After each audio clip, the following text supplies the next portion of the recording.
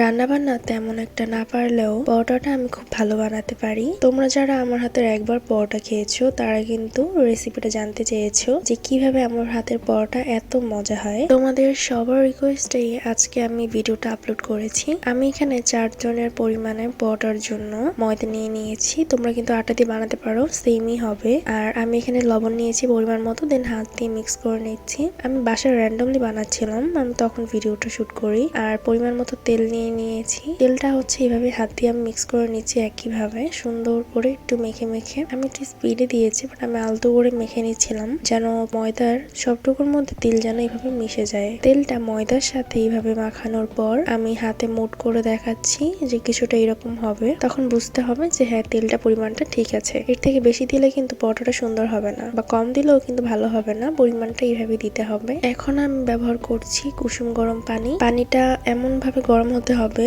যেন তুমি হাতটা সেখানে দিয়ে রাখতে পারো, তোমার সহ্য করতে পারো এরকম। খুব বেশি গরম দেওয়া যাবে না, একদম কুসুম গরম পানি দিতে হবে। এটাও কিন্তু আলতো করে মেখে নিতে হবে, খুব জোরে জোরে ঘষে ঘষে মাখলে হবে না, বা রুটির মতো সেভাবে মাখলেও হবে না, এটা হাত দিয়ে মাখতে হবে।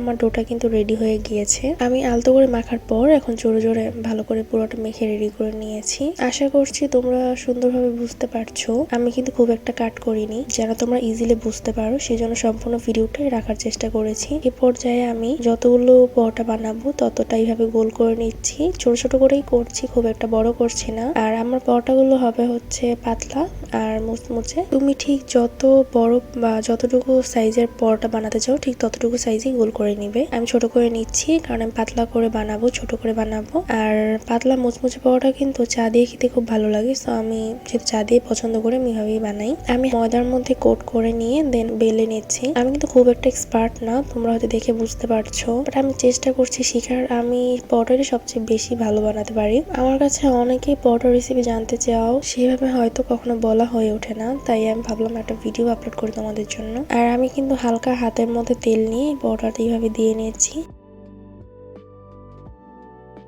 আর এই ভাঁজটা দেখো, ভাঁজটা কিন্তু খুব ইজি ভাবে তোমাদেরকে আমি দেখানো ট্রাই করছি। পরোটাটা চারকোনা হবে, আমি গোল করে বেলতে পারি না, তাই আমি চারকোনাই বানাই সবসময়। এটা আমার কাছে বেশি ইজি লাগে। আর আমি এভাবে প্রেস করে নিচ্ছি।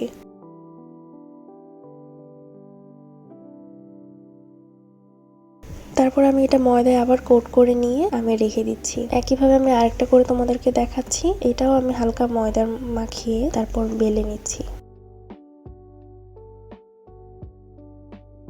সামান্য পরিমাণ তেল আমি আমার হাতের মধ্যে এইভাবে লাগিয়ে তারপর পরোটায় দিয়ে নিচ্ছি। খুব বেশি দেওয়া যাবে না, তাহলে এটা ভাঁজ করার সময় অনেক সময় পরবর্তীতে বেলা হবে তখন তেলটা বের হয়ে আসে, পরোটা তখন সুন্দর হয় না। সেই পর্যায়ে কিন্তু আমার রেডি হয়ে গিয়েছে।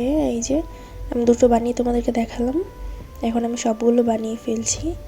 এই যে আমার সবগুলো বানানো শেষ। আমার পরিমাণ একটু বেশি হয়ে গিয়েছে, বেশি হলে সেগুলো আমি পরোটাগুলো ফ্রোজেন করার জন্য ফ্রিজে ডিপে রেখে দিই। আর তোমরা যদি জানতে চাও যে ডিপ ফ্রিজে কিভাবে আমি পরোটা সংরক্ষণ করি বা ফ্রোজেন পরোটা আমি কিভাবে রাখি, সেটা তোমাদের সাথে আমি পরবর্তীতে শেয়ার করব। সবগুলো পরোটা ভাজ করে রাখার পর এখন আমি এটা ভাজার জন্য প্রস্তুত করছি। আমি সুন্দর করে এগুলো বেলে নিচ্ছি। আমি আগেই বলেছি আমি কিন্তু গোল করে রুটি বা পরোটা বানাতে পারি না, তাই আমি সবসময় চারকোনা করেই বানাই। আর আমার কাছে এটাই বেশি ইজি মনে হয়। আমি পরোটাটা পাতলা করে বেলে নিয়েছি।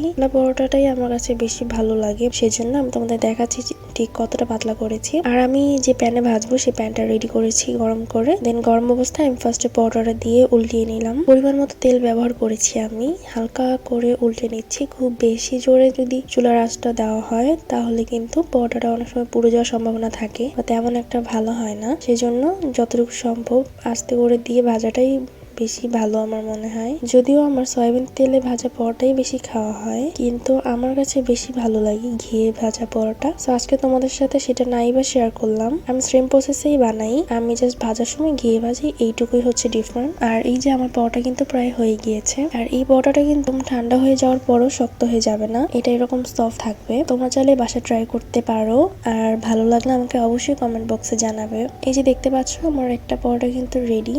আর দেখতে কিন্তু অনেক বেশি সুন্দর লাগছে। আর এই পরোটাটা চা দিয়ে খেতে কিন্তু বেশ ভালো লাগে। মুচমুচে পাতলা পরোটা, যারা চা পরোটা বেশি পছন্দ করো তারা কিন্তু এটা অবশ্যই ট্রাই করবে। আর আমাকে জানাতে ভুলবে না যে তোমাদের কেমন লেগেছে। আমি এক এক করে বাকি পরোটাগুলো ভেজে নিচ্ছি। আমি একই পদ্ধতিতে ভাজছি, আমি আস্তে আস্তে করে ভেজে নিচ্ছি। আর এদিকে আমি চা বসিয়ে নিচ্ছি। ভিডিও করতে করতে কিন্তু একটা সাইড একটু বেশি ভাজা হয়ে গিয়েছে। এই যে আমি এক এক করে সবগুলো ভেজে নিলাম। এই ছিল আজকের আমার পরোটা বানানোর রেসিপি। তোমাদের কেমন লেগেছে আমাকে কমেন্ট করে জানাতে ভুলবে না। আজ এ পর্যন্তই। আল্লাহ হাফেজ।